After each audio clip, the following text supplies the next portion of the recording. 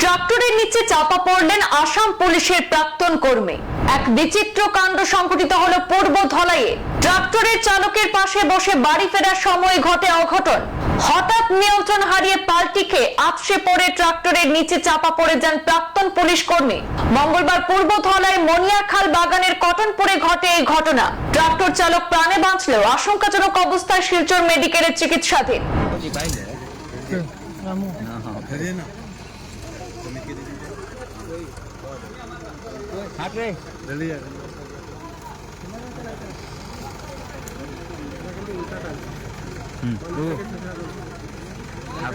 कौन सिस्टम है ना कि तू की कर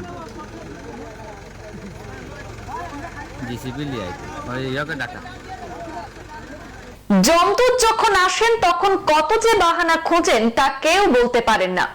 যেহেতু যাত্রীবাহী নয়, ট্রাক্টরের চালকের আসনে সাধারণত শুধু চালকই বসে থাকেন। ট্রাক্টর দুর্ঘটনায় প্রাণহানির মতো শোকাবহ ঘটনা খুব কমই শোনা যায়। বাড়ির অদূরে কোনো কাজে গিয়ে বাড়ি ফেরার সময় পরিচিত ট্রাক্টর চালকের ট্রাক্টরে চেপে চালকের পাশে বসেছিলেন।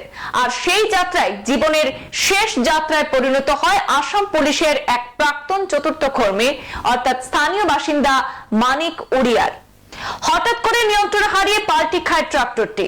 এতে জমিতে পাল্টি খায় আছড়ে পড়ে সেই ট্রাক্টর এবং তার নিচে চাপা পড়ে ঘটনাস্থলে মৃত্যু হয় আসাম পুলিশের চতুর্থ শ্রেণীর প্রাক্তন কর্মী মানিক উড়িয়ার। ট্রাক্টরের চালকও গুরুতরভাবে আহত হয়েছেন। ঘটনাকে প্রত্যক্ষ করে স্থানীয়রা তাদেরকে উদ্ধার কাজে নামেন। উদ্ধার করা হয় মানিক উড়িয়ার নিথর দেহ। ট্রাক্টর চালক রানু চাষাকে সংকটজনক অবস্থায় উদ্ধার করে তড়িঘড়ি শিলচর মেডিকেল কলেজ হাসপাতালে পাঠানো হয়। এই ঘটনার খবর পেয়ে পালংঘাট পুলিশ ফাঁড়ির ইনচার্জ সদর ঘটনাস্থলে পৌঁছে প্রাথমিক তদন্ত সেরে মৃতদেহ ময়না তদন্তের জন্য শিলচর মেডিকেলে মর্গে পাঠিয়ে দেন। মর্মান্তিক এই ঘটনাটিকে ঘিরে গোটা এলাকায় শোকের ছায়া নেমে এসেছে। আজকাল পাল্টি মারিয়া খালি দুইবার ডাকছে আমার মেয়ের, দুইবার ডাকছে আর টাকার মাথার মেয়ে চলে কয় বাবা আও দাদু অ্যাক্সিডেন্ট হয়ে আর কি হয়ে গেছে তো দৌড়ে আমরা বাড়ির সামনে ক্ষেতের জায়গায় না এই না পুষ্করণী জল পড়ছে না জল পড়ছে না বলছে সামনে।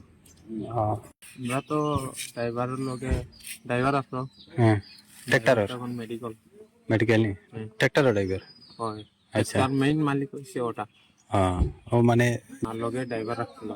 আচ্ছা, কোন সময় হয়েছে কিরকম? ঘটনা দুইটা একটা হইল, দুইটার দিকে। কোন জায়গাতে হয়েছে? মনিয়াখাল গ্রামের নাম কি? Kotonpur LP school. সংবাদ এই পর্যন্তই, ফিরছি পরবর্তী অন্যান্য আপডেট নিয়ে। ধন্যবাদ।